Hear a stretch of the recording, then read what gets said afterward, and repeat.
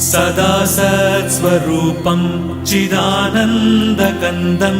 जगत्सम्भवस्थानसंहारहेतुं स्वभक्तेच्छया मानुषं दर्शयन्तम् नमामीश्वरं सद्गुरुं साईनाथं नमामीश्वरं सद्गुरुं साईनाथम् भवद्ध्वान्तविध्वंसमार्ताण्डमीड्यं मनोवागतीतं